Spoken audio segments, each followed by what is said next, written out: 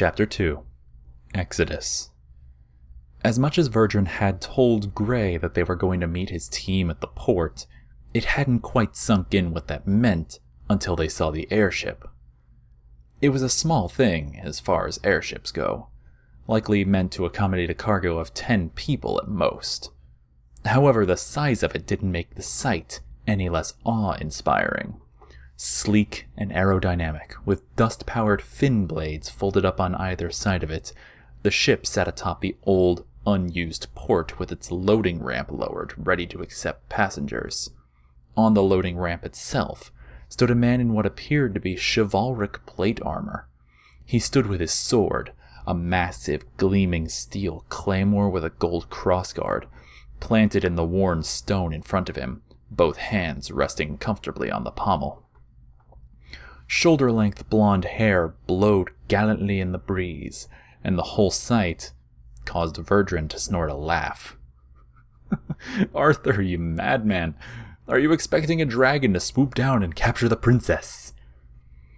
Arthur snapped his gaze over to the group of 4, throwing his head back in a hearty belly laugh of his own. "Perhaps I am, lad. As you can see, neither dragon nor Beowulf has harmed the ship, so I am a successful sentry, no?" As they made their way closer and Verdran ushered the family onto the ship, the archer clapped Arthur on the shoulder roughly. The wide, easy smiles on both their faces made it abundantly clear that they'd been doing this together for a very, very long time. "Just come on, man, we're done here." Arthur seemed confused. "Verdran, there's only 3 people. As much as all lives are precious, are you sure we should go so soon? There might be others." Verdran paused, sighing. "Dude, I took at least 6 laps around the city. 3 of them with the kid there. There's no one else. Anyone that's still here is either dying or too preoccupied with killing." Arthur frowned, clearly dissatisfied, but followed Verdran onto the ship, sheathing his sword on his back as he went. Once inside, Gray was once again astonished to find that the best word to describe the ship's interior was cozy. The warm earth tones of polished wood, padded chairs, and the round table in the center of the ship's main compartment could have tricked Gray into thinking he was in a nicely furnished cabin, if not for the snow-blasted city just outside the portholes lining the walls. At the table sat a woman, cloaked in sandy robes, boredly spinning in her hand something that looked like a cross between a knife and a Derringer pistol. Her skin was even darker than Verdran's, her hair wrapped up in some sort of improvised dress that was the same sandy cloth as her vestments. She spoke up, leaning back in her seat when she caught sight of him. "Ugh, finally! Are we done in this ice cube yet?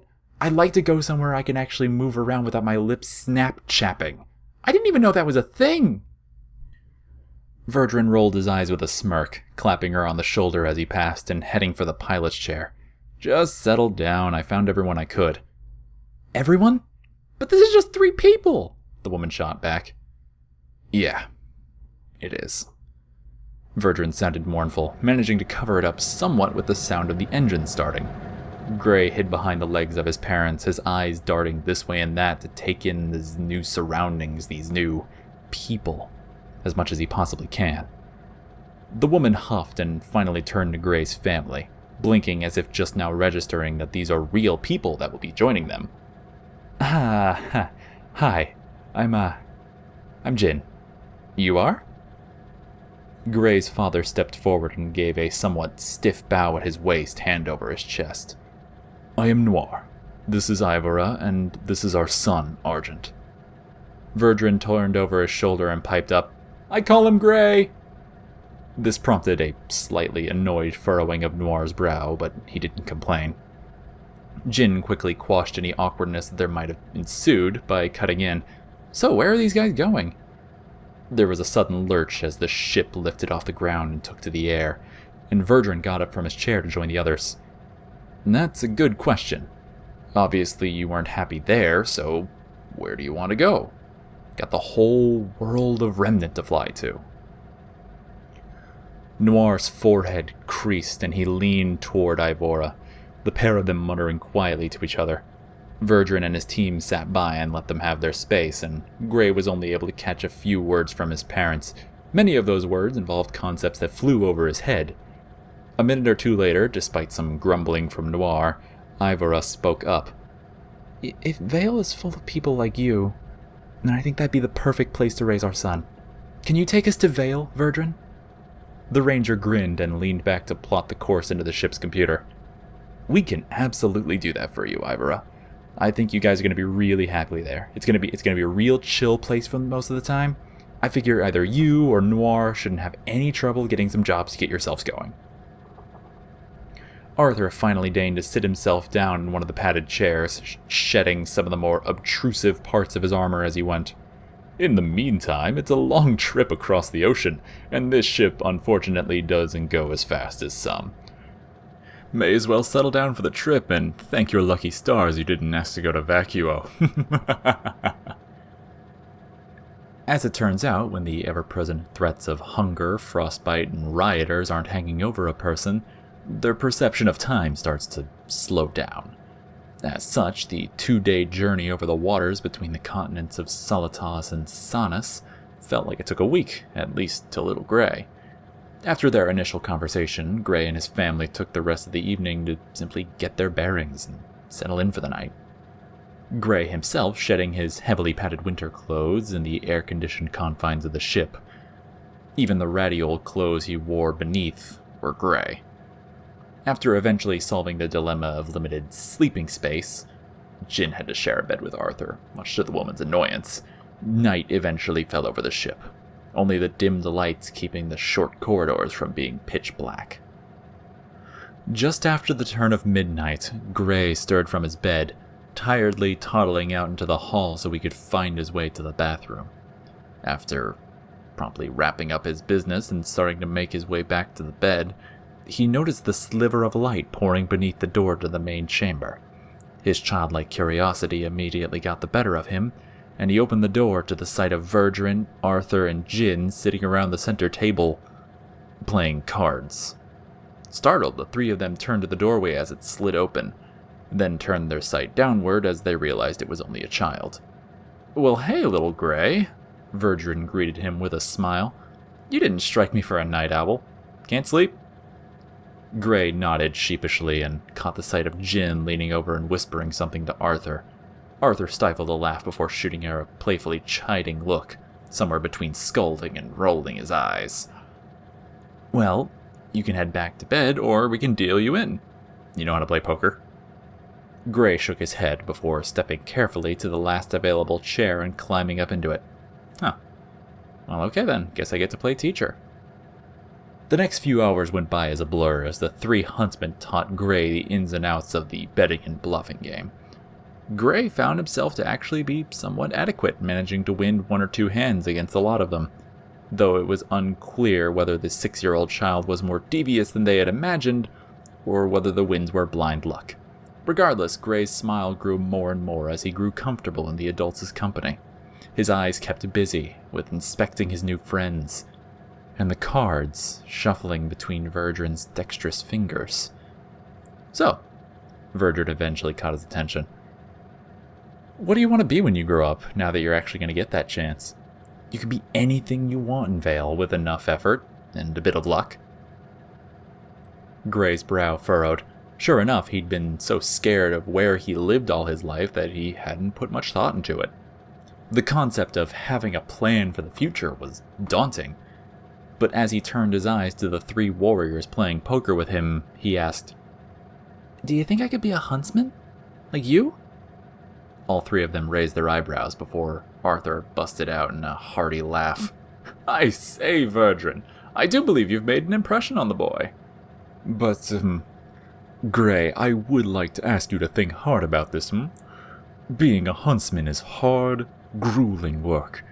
'Tis not all shining armor and the gratitude of young maidens, as easy as I may make it look." Jin slapped him upside the head, then followed up with just, he's not wrong. It's an admirable job, but it's not an easy one. You understand that, right? Gray nodded, more enthusiastically than he realized. "I want to help people, just like I needed help. There's more people like that, right? People like we were?" Verdrin's team exchanged a brief look before giving him 3 amused smiles in unison. Verdrin himself got up from his seat and knelt down in front of Gray, looking him dead in the eye. "You're gonna do some great things one day, kid. I can tell. Say, would you like to get started now?" Gray's eyes went so wide that they seemed liable to pop out of his head. "Alright. In that case, I'm gonna unlock your aura for you. Just close your eyes and clear your mind." The ranger pressed his thumb to Gray's forehead, and the boy did as he was asked. The next day was spent explaining to Gray's parents exactly what was discussed the other night. The pair naturally were reluctant to see their child take up arms against the creatures of Grimm, but eventually relented upon seeing the determined face on Gray. With that awkward little hurdle out of the way, the rest of the trip was spent in relative quiet. Many more games of poker were had, and the lot of them hashed out where the family was going to be staying. Arthur called ahead, since he apparently knew one of the owners of an apartment complex in the neighborhood that was nearby Signal Combat School, and he was able to cut a deal on the condition that they found jobs as soon as possible. Ivora and Noir, of course, agreed. As soon as the continent of Sonus was in view, Jin was nearly knocked off her feet with how fast Gray rushed to one of the portholes, his face smooshed up against the glass, finally granting him the sight of the beautiful central landmass. Verdrin certainly wasn't lying.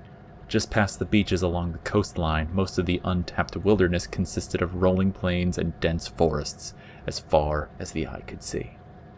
Gray gasped with amazement, unable to see the genuinely happy faces of his parents just behind him. Another gasp nearly emptied his lungs when they entered the skies over Vale proper, a massive, sprawling city that somehow managed to look just as warm and cozy as it was sophisticated. Near the center, on a high plateau, stood Beacon Academy, one of the cornerstones of the free world. Colossal spires pierced the sky, with the building's signature clock face happily ticking the late morning away. One round of somewhat dull permissions exchanging with the dock workers, and Gray's exodus ended with a dull thud, their ship touching down on one of Vale's landing pads. He stumbled his way down the loading ramp as soon as it opened, collapsing onto the tarmac and just lying there, soaking in the warm air in his monochrome rags. The rest of the crew followed him out, stifling giggles and laughs. As they all got ready to walk to where they were going to be living, Verdrin gently pulled Noir and Ivora aside. "Hey, listen," Verdrin started, scratching at the back of his head. I think he has a lot of promise, you know? As a huntsman. It's an aura thing, I can feel it.